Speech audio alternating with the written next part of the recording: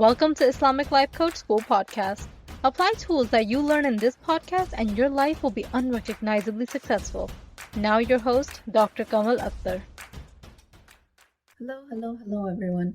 Peace and blessings be upon all of you. I love learning new things. I love books, academia, exploring new cultures, traveling, definitions, descriptions. I love learning from other people's experiences that I can then benefit from. Like, what's the point of reinventing the wheel? If there are people out there that have already solved a problem, described something that I can learn from, what's the point of me trying to solve it again myself? This also especially holds true when it comes to human experience, but often it gets overlooked. What I mean by that is there are 8 billion people on the planet. And for us to relive all of our negative experiences in solitude under the impression that no one out there is going through the same thing is pretty nonsensical.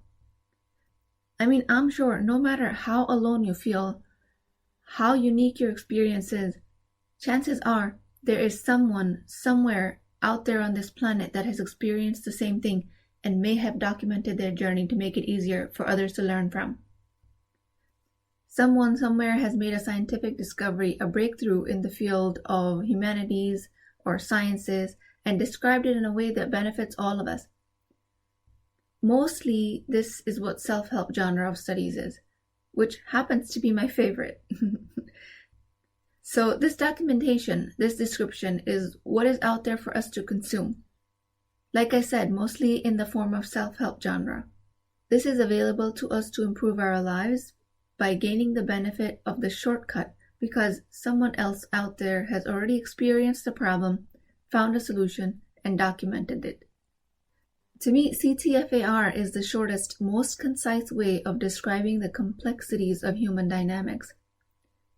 And this simplistic definition makes it easier for me to deliver it to you so you can then learn from it to enhance your life using this shortcut. Someone else in the world went through a problem, thought this through, documented it, and now we benefit from it. These descriptions and definitions are plentiful. In this age of information, there are almost too many descriptions, so we have to filter our consumption based on what we need. What I wanted to bring to your attention today is that these descriptions can be misleading, where the consumer might think that the problem is being solved just by knowing what the problem is. Describing something means that we've explained how it functions. This is not necessarily the solution to the problem. So description and solutions are two different things. I give you guys a lot of descriptions in this podcast. I've told you how neuroplasticity works, how we can use it to our advantage. I described to you the role of genes, which is turning out to be less important than the development of mind management skills. I described the effects of trauma. I give you findings of high-quality scientific studies. So I describe a lot in this podcast, so descriptions in itself are not bad. But in this episode, you'll see how labeling, defining, or describing something does not lead to actual change. It's like reading a manual of the car, learning how the engine works. It does not lead you to be able to drive the car. You have to sit in the driver's seat and take the steering wheel. Same thing is true when it comes to learning how to live a purposeful, conscious life. When it comes to improving the experience of your own life, you have to take the steering wheel. You can learn the what from reading the manuals, learning the definitions, self-help books, but to make a change, to learn the how, you have to sit in the driver's seat and take control. Reading the manual itself will feel like you've accomplished a lot, but without actually driving the car and making mistakes, you would have not learned how to drive. You would have not caused anything to change. This is why otherwise really knowledgeable and successful, high-functioning people come to me and say, I don't know what to do. I'm so stressed. I'm always worried. Nothing I do seems to make a difference. Well, that's because we're just consuming definitions. We are just learning from other people's wisdom without ever using our own. All the self-help books give a lot of descriptions and action items. Brené Brown's work describes how shame comes in the way of progress. Jason Fung's Obesity Code describes how a dieting culture comes in the way of weight loss. Atomic Habits describes how making small habits gives you big results. We all rely on these descriptions to make sense of the world's increasingly complex and more nuanced disciplines. Everything from science, humanities, to theology and beyond. But the problem I have with this approach is that learning more and more of each modality with its increasing complexities does not provide a solution to help take control of one's own inner experience. Reading the manual does not lead you to being able to drive the car. Learning a diagnosis, learning about the problem, does not automatically translate into being able to fix it. You still need to apply consciousness to your own individual experience to be able to find a solution. That is what brings about meaningful change. That is the how-to of breaking the cycle of stress. That is what you have to do to be able to direct your life where you want it to go, rather than where the circumstances take you. So descriptions are a part of the process, but your active participation is the only thing that will lead you to a solution. And an active participation is self-reflection, mind and emotional management. Description is the what of the problem. Solution is the how-to of the problem. This is what most experts cannot deliver, including me. The solution is something that cannot be delivered because it is experiential. You have to deliver it to yourself. You will never learn to drive no matter how much I teach you. You can never learn to swim no matter how much somebody else shows you how to do it, no matter how many videos you watch about it. You have to get in the pool to be able to swim.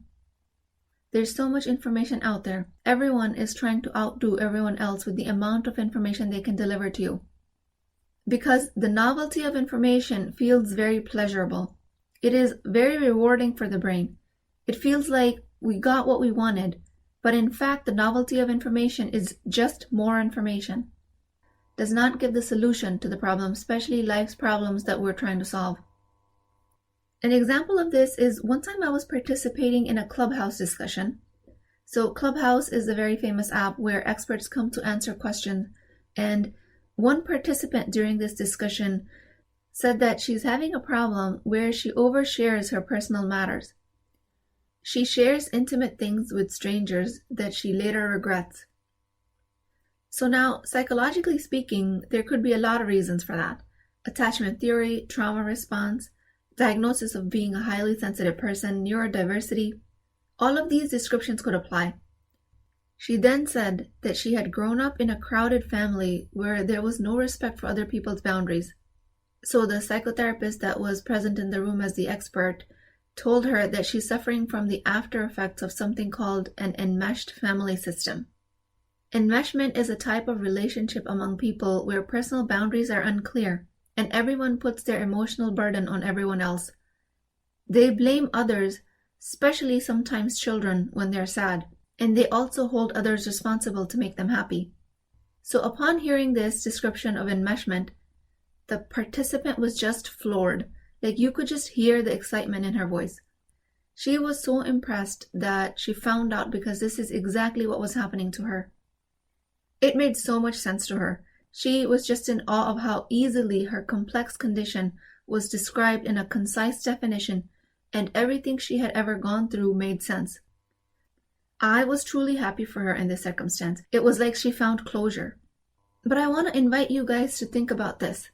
Did she really get a solution to her problem? Are there any less chances now that she will not be oversharing her private information with complete strangers just because she knows what's going on? Possibly.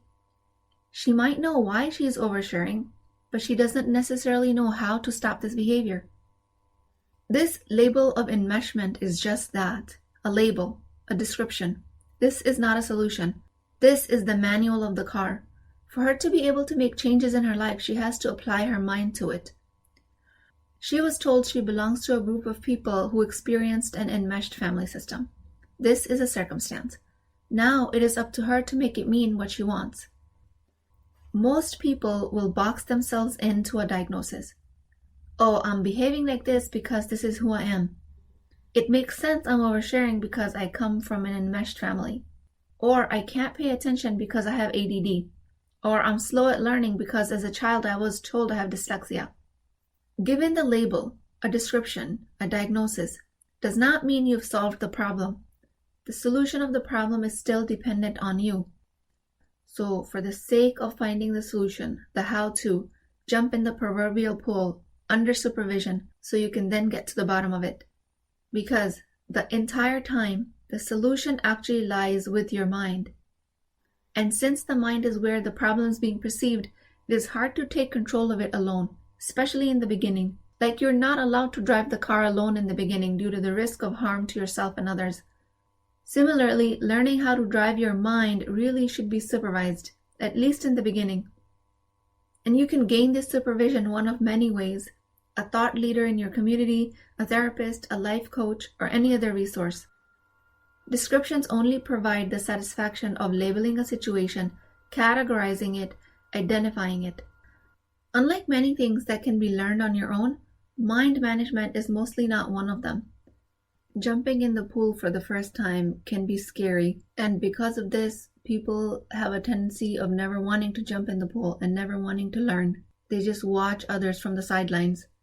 The introspection that is needed can be a scary proposition for some people, and that introspection is exactly what is needed to start finding the solution. People give up their entire lives to this unconscious living because of this initial fear of self-reflection. So this story always makes me laugh. But when my sister was little, she would ask multiple questions and my dad would answer them to the best of his ability. But the questions would keep coming. But why is this? And then why is that? How is this? How is that? So when he got tired of the bombardment of questions, she would have asked one more time, but why? And he would say, it is because. And then just stop talking.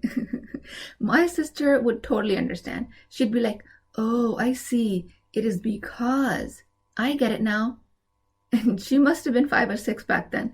Alhamdulillah, she's a successful lawyer and has children of her own now. But this situation applies to us in real life because we are told descriptions, and that is the because, but we're never given a solution.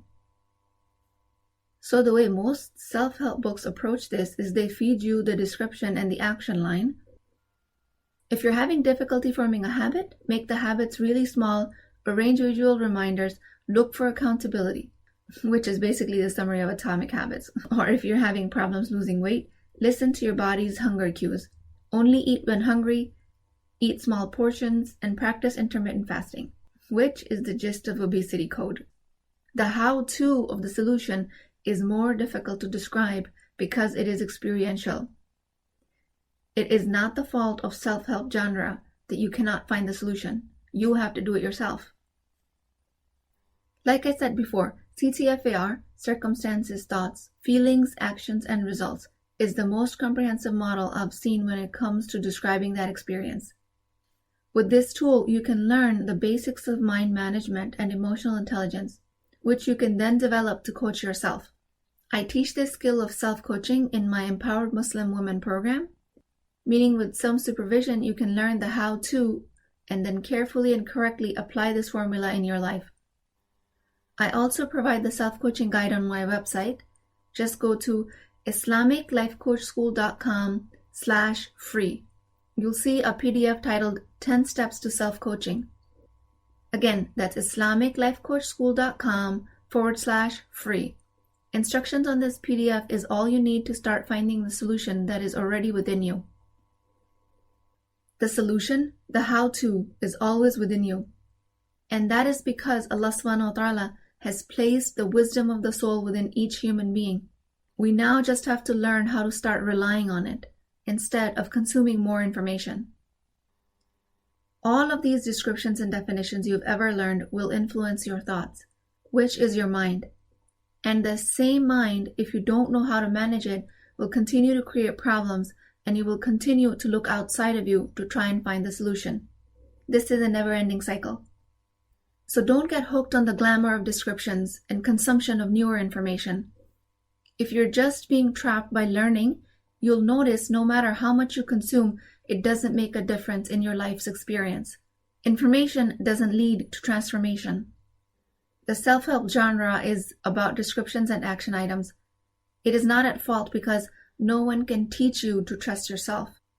You have to teach yourself to rely on your thoughts and feelings package. That is extremely powerful.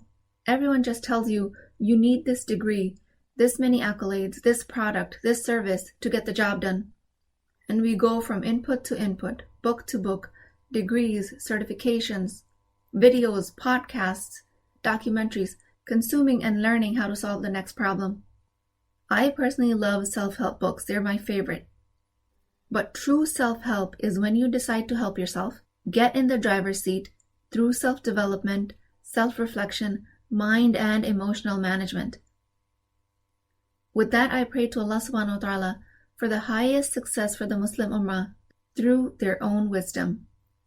I pray that each and every Muslim can have the courage to find their own solution rather than consuming more information. I pray that you find that courage and jump in the water under supervision. When you find that wisdom, you get to keep it for the rest of your life. And that wisdom comes from the thought and feeling combination. I am also thankful that these descriptions are available to us through the advancement of humanity. They're always there for us to enhance our lives with, and alhamdulillah for that. All the technology, all the advancements in science and humanities. I also pray that Allah subhanahu wa ta'ala guides us in this journey so we don't fall victim just to our intelligence. Rather, we use it as a tool to enhance our lives in this world and eventually to get closer to Allah subhanahu wa ta'ala. May Allah subhanahu wa ta'ala save us from the trap of consumption for the sake of numbing. Please keep me in your du'as. I will talk to you guys next time. If you're interested in getting coached by me, I'm offering a very affordable opportunity to do that with Wisdom Wednesdays. This is not a course, not a lecture. This is an opportunity for live coaching, real change with Islamic adab and etiquette. You do not need more information. You actually need a space to create change. At $19.99 a month, which is the price of takeout dinner, you as a Muslim woman will create confidence, intimacy, and connection without shame or fear of judgment, because your privacy is my highest priority. So join at www.islamiclifecoachschool.com, resources, Wisdom Wednesdays. I'll see you inside, inshallah.